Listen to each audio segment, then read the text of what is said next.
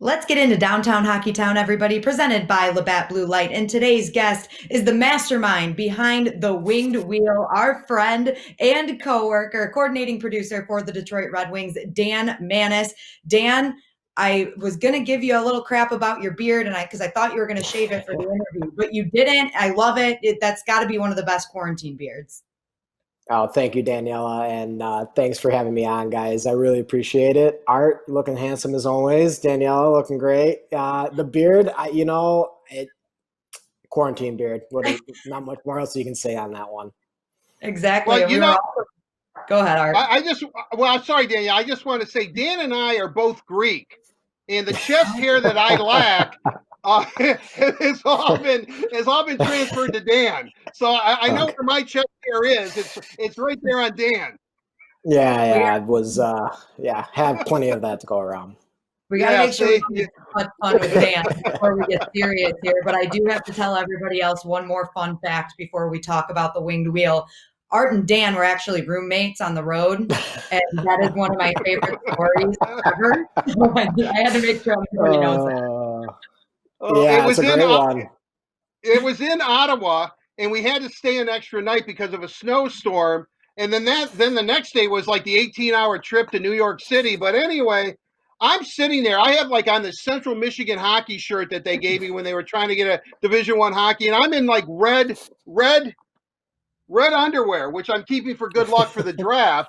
And I'm sitting there writing my story, and I'm thinking, okay, I know guys got doubled up, but I'm in the same room I was in the night before, so I'm just sitting there writing. And all of a sudden, I get this knock on the door, and I'm thinking, my God, who is this? I open up the door, and it's Dan. So there were two beds and all that kind of stuff. So I'm sitting there, Dan and I are talking. Then we had one of those other doors in there, and all of a sudden, someone pounds on that door. Dan opens it up, and it's Anthony Mantha telling me to shut up. All very true. All of this is Yeah. true. And helping Art pack in the next day with his giant suitcases. Oh, that's Why am I not surprised? The one good thing that came out of that by far was Dan taught me how to pack, because I'm notoriously known on the road. I pack like we're going away to Siberia for 80 days. I could not shut my suitcase until Dan taught me how to roll clothes. Rolling That's the clothes and key. packing That's the that key. way. And you know what? And they're not wrinkled. They're not wrinkled at all. I mean, no. Thank you, Dan. I appreciate that. We actually bonded on that trip. I mean, that was Absolutely. that was a good that one. was a lot. Yeah, that was a lot of fun. It was weird, but it was fun. I mean, because we usually we don't have roommates on the road. It's not like the Right. '50s when everybody had roommates or whatever. But it was a good time. But anyway, I'm sorry, Danielle. Go right. Hey, when I'm with my roomie, we I can go on know, for. I Yeah. know. I knew this was going to happen, Art. I was ready for it. But we are here to talk about the winged wheel and all of the production that went into it. But before we do that, Dan, why don't you kind of describe your position with the Red Wings and what you do? Sure. My position reports to entertainment services and broadcasting, which is really a division within the sports and entertainment group that is primarily responsible for video production, stuff you see in arena, broadcasts, all of that.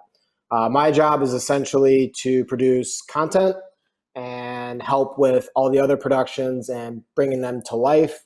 It really ranges anywhere from social media to website to going out and shooting B-roll of community initiatives. It's kind of an all-encompassing position, but primarily a shooter, editor, producer, director, whatever it's kind of evolved over time for sure. The documentary, The Winged Wheel. How did that come about? Because obviously you've been doing this for a while now. You've been behind the scenes for years. Was this just the final culmination? It was always kind of leading to this documentary.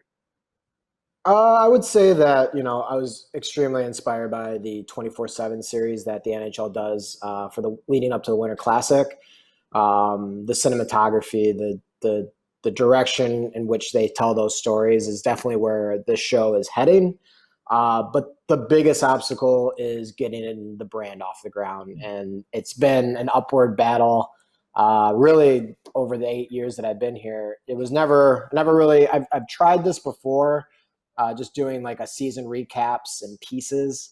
but it was never branded. There was never really cohesion between the episodes. It was really only if you had been tuning in to all the content, you would kind of see, oh, this was part one of that season, part two, etc.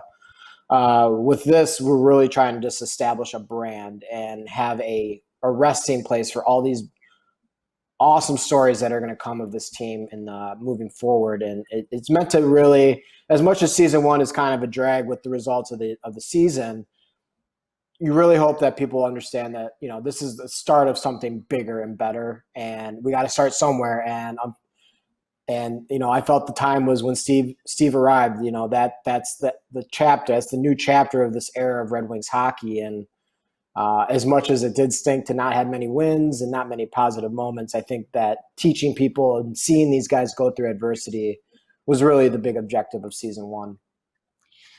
Dan, sometimes we're spoiled. You know, we get to see the behind the scenes all the time, especially you. So when you were putting this together, what did you try to highlight for the fans? I guess the better way to word this question is, what can fans expect to see from your documentary series? I think the fans can expect to see just the honest, like, you know, like when we're losing and we're going through losing streaks, we're not shying away from, you know, the reality of the situations. There's behind the scenes of travel. There's behind the scenes in the locker room stuff that nobody's heard, especially like coach speeches, guys throwing the pucks to each other at the end of the game. Some of that we do just, you know, put right out on social media, but to have it packaged in this manner and be able to, you know, going into the season knowing that I was going to hold on to some things like Samantha mic'd up that we never release is in episode 2. That's really fun. And we hope to evolve those types of things as guys get comfortable with this storyline and how we're packaging this type of content, which you'll see all around the league. There's tons of these shows. I would say over half the NHL teams have some type of behind the scenes documentary style show, but this is really just a good repository for all that content that we shoot on the daily basis, right? Like a lot of the hockey is pretty systematic. Like you're doing kind of the same things every day, but how do you take that and maybe, you know, enhance it and teach the fans more about what it actually means to go through this rebuild, what it means to see guys like Dylan and Anthony grow up before our eyes, Tyler. Like we're seeing these guys really come into a point in their career where they have to take steps forward. And you hope that you can get the fans educated and understand what Steve's trying to do with this rebuild. The Winged Wheel is now available on the Red Wings YouTube channel. You can watch all of the episodes there. And Dan, I'm going to put you on the spot a little bit here. Which episode is your personal favorite? I would definitely say episode 2 or 7. 2 is just great because Anthony was such he had so much fun with the mic'd up, and that's really all you can ask for with these guys is their trust as a producer and knowing that you have a hot mic on them. And you know, it really does change the way that they act or feel. But getting Anthony, somebody that's very comfortable with, you know, I met the kid the minute he was drafted in 2013. So I've known him his whole professional career. Having that trust or that camaraderie between us allows for a better, you know, mic'd up feature, which is a lot more fun. I really hope fans enjoy, and we hope to do more of them. But episode 7, I mean, it really just kind of drove home. You could see the wheels starting to turn with these guys. You know, they've got a couple big wins against 2 big teams that they haven't beaten in a while, especially Tampa. You know, that one felt good. But to then go into, you know, this pause progress, like it's, you know, it's very interesting to see, and I'm very curious of how this will all work out. But I've got nothing but hope. Friday is a very big day in this team's organizational history. Hopefully, it's all good things for us. But really, in reality, the biggest thing I want anybody to take away from this series is have hope. Here's some insight to what it is going to take, and we'll get more insight as people get comfortable with the series being public facing. I think from the inside too. You know, I think you hit the key here. And I think anybody that does what we do for a living is that if you're going to be successful or build up a relationship with any athlete, they have to trust you. If they don't trust 100%. you, then you're not going to get anything. And you've been able to do that. And I think that that's what's really, really good about about this series is that they do trust you. And, and let's be honest, Big Tony, the BT Express is one of the best as far as being honest. And I really I know Ed Kelly is the narrator for this. I really like the segments of two that stand out to me are on Jonathan Bernier and Anthony Mantha. I think that they were very well written. And so I give you a lot of compliments on that. I can't take all the compliments. Our faithful leader, Pete Scorch, helped me write the show.